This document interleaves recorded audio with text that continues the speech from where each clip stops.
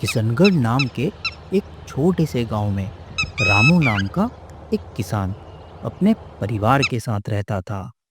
रामू का जीवन कड़ी मेहनत और संघर्ष से भरा हुआ था। किसान रामू बहुत ही मेहनती और ईमानदार व्यक्ति था, जो अपने खेतों में काम करके अपने परिवार का पालन पोषण करता था। खेतों में काम करते समय रामू हमेशा अपने बेटे मोहन का सपना देखता था, जो एक दिन शहर जाकर शिक्षा प्राप्त करके बड़ा आदमी बनेगा। मेरी जिंदगी तो इन खेतों में हल चलाकर चली गई, लेकिन मैं अपने बेटे के साथ ऐसा नहीं होने दूंगा। चाहे मुझे कितनी भी मेहनत करनी पड़े, लेकिन मैं उसे अच्छे स्कूल में पढ़ाऊंगा और एक दिन उसे सफल व्यक्ति बनाऊंगा, अब चाहे उसके लिए मुझे कुछ भी करना पड़े।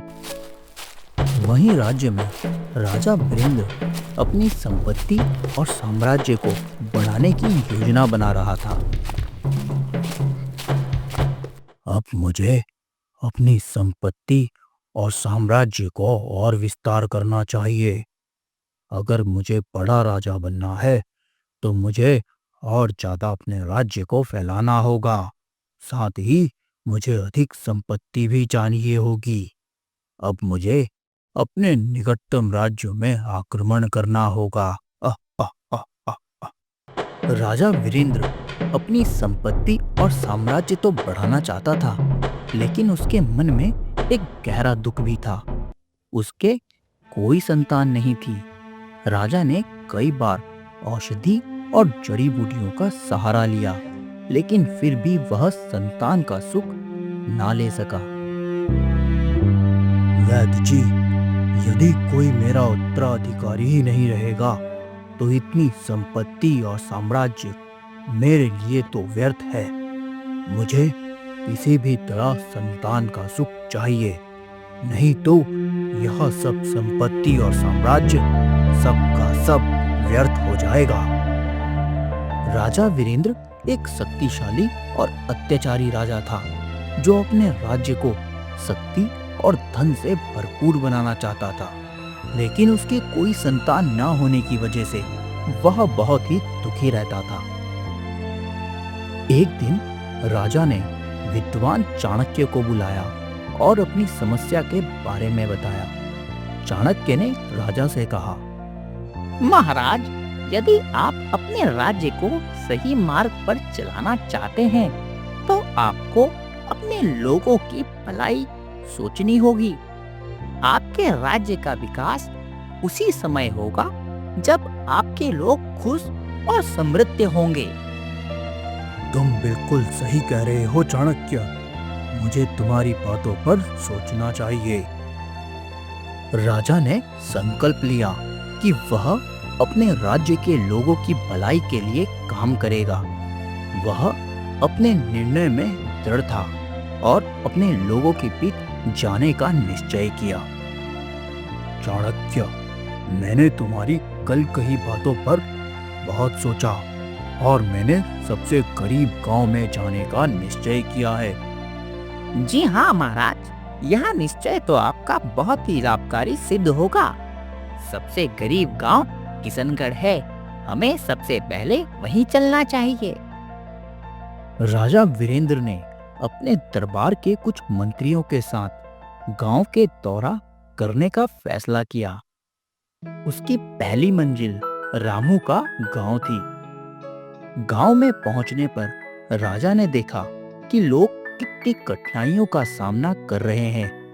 रामू के खेतों में सूखा पड़ा था और उसकी पत्नी सविता अपने बच्चों के साथ खाना बनाने के लिए साधनों की खोज में थी। चाणक्य, यह सब क्या है? क्या हमारे राज्य में इतने भी गरीब लोग हैं कि खेतों में पानी नहीं है, जमीनें सूखी पड़ी हैं? जी हाँ महाराज, यह तो गरीबी का बस एक छोटा सा नमूना है। इससे अधिक गरीब गांव है हमारे राज्य में। राजा ने महसूस किया कि अगर किसानों को मदद नहीं मिली, तो उनका जीवन कभी नहीं बदलेगा। उन्होंने किसानों के लिए अनुदान की घोषणा की और खेतों में पानी की व्यवस्था करने का आदेश दिया। चाणक्य, मैं चाहता हूँ इन सभी के खेतों में आज ही पानी प्रारंभ कराया जाए। रामू और उसके गांव वाले राजा के इस फैसले से खुश हुए और उन्होंने अपने दिल में राजा के प्रति आभार महसूस किया। रामू को जल्द ही पता चला कि राजा की सहानुभूति केवल एक दिखावा थी। धीरे धीरे राजा ने अपने राज्य के किसी न किसी रूप में कर बढ़ाया, जिससे किसानों पर और अधिक बोझ डाल दिया गया। रामू ने अपने खेतों में काम जारी रखा, लेकिन उसके और उसके गांव वालों के चेहरे पर निराशा के बादल छाए हुए थे। सविता, मैं तुमसे कहता न था कि हम गरीबों का कोई नहीं होता। राजा भी हमारे पास सिर्फ हमारी सहानुभूति लेने आया था। जितना उसने हमें दिया, उससे ज्यादा तो उसने हमसे कर में वसूल कर लिया है। सविता ने अपने पति को समझाया। रामू, हमें कुछ करना होगा। हमें अपने हक के लिए अब लड़ना होगा। बिना लड़े तो अब हमारा कुछ नहीं होने वाला। रामू ने सोचा कि वह केवल काम करके ही अपनी समस्याओं का समाधान नहीं कर सकता। उसे लड़ाई लड़नी होगी। वह चाणक्य के पास गया, जो गांव में ही रह रहा था। महाराज, यदि इसी प्रकार हमसे कर वसूला गया तो हम गरीब क्या खाएंगे और क्या कमाएंगे? हम गरीबों का सिर्फ एक छोटा सा सपना होता है कि मैं जैसा हूँ, मेरा बच्चा मुझसे आगे बढ़े। यदि हम इस प्रकार कर देते रहे तो मैं अपने बच्चे को कभी आगे नहीं बढ़ा पाऊंगा और वह भी मेरे जैसा किसान ही रह जाएगा। चाणक्य ने रामू की बात को ध्यान से सुनकर कहा, मित्र, तुम्हें राजा को यह समझाना होगा कि उसे अपने राज्य के लोगों की रक्षा करनी चाहिए। यदि तुम इस कार्य को करने में समर्थ हो जाओगे तो राजा तुम्हारी सहायता अवश्य करेगा। चाणक्य ने रामू को कई रणनीतियां बताई कि कैसे वे राजा तक अपनी बात पहुंचा सकते हैं। उन्होंने रामू को यह भी सलाह दी कि एकजुट होकर अपनी आवाज उठानी चाहिए। चाणक्य की सलाह लेकर रामू ने अपने गांव वालों को एकत्रित किया और चाणक्य की सलाह के अनुसार काम करने का आदेश दिया। मित्रों, यदि ऐसा ही चलता रहा तो राजा हमसे हमारी जमीन सब कुछ हड़प लेगा। हमें राजा को अपनी स्थिति का बताना चाहिए और उससे मदद की गुहार करनी चाहिए। रामू की योजना के अनुसार वे सभी एक साथ इकट्ठा होकर नारे लगाने लगे, हमारा हक हमारा है। एक दिन रामू और उसके गांव वालों ने राजमहल में जाने का फैसला किया। राजा को यह देखकर बड़ा गर्व हुआ कि लोग उसकी ओर भरोसा करते हैं, लेकिन वह यह नहीं जानता था कि आगे अब क्या होने वाला है। किसान रामू और उसके साथी दरबार में पहुंचे। उन्होंने राजा से अपनी समस्याओं के बारे में खुलकर बातचीत की। रामू ने कहा, महाराज, आप हमारी मदद नहीं कर रहे हैं, बल्कि हमें और भी दुर्दशा में डाल रहे हैं। आपको हमें सुनना चाहिए। रामू की ऐसी बात सुनकर राजा को गुस्सा आ गया। उसने अपनी शान और अधिकार की याद दिलाई। खामोश गरीब किसान, मैं राजा हूँ।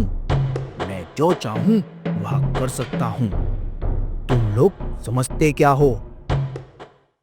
लेकिन रामू और अन्य किसान राजा की हरकतों से इतने परेशान थे कि उन्होंने हिम्मत नहीं हारने का निर्णय लिया। चाणक्य बड़े ही ध्यान से राजा की बातें सुन रहा था और गरीब किसानों को देख रहा था। चाणक्य ने हस्तक्षेप करते हुए कहा, महाराज, यहाँ आपको यह समझना होगा कि एक राजा का असली संघर्ष उसके लोगों की भलाई में निहित है। यदि आप अपने लोगों को खुश नहीं रखेंगे तो राजगद्दी का कोई अर्थ नहीं रहेगा। उन्हें सुनिए, उनके दिल की आवाज सुनिए। राजा थोड़ी देर चुप रहा, लेकिन अंततः उसने रामू की बातों पर ध्यान दिया।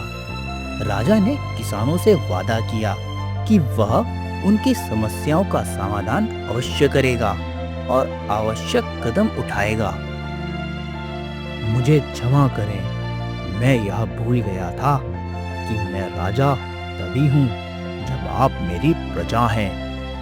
मैं आपके साथ हुई बदसलूकी की माफी मांगता हूँ और मैं इस बात का विश्वास दिलाता हूँ कि अब से आपके राज्य में पानी और खाने की कोई कमी नहीं होगी। आप लोगों को खेती करने के लिए पर्याप्त संसाधन दिए जाएंगे। कुछ महीने बाद राजा की योजनाएं धीरे धीरे जमीन पर आने लगी। पानी की व्यवस्था होने लगी। कृषि के साथ साथ शिक्षा के अवसर भी बढ़ने लगे। रामू व उसके गांव वाले अब खुश थे, लेकिन राजा को यह संतोष नहीं था। उसने चाणक्य से पूछा, चाणक्य, क्या यह परिवर्तन पर्याप्त है? महाराज, परिवर्तन में समय लगता है। धीरे धीरे जब लोग आपकी नीतियों को समझेंगे, तब वह आपके साथ सच्चे सामर्थ्य के साथ जुड़ेंगे।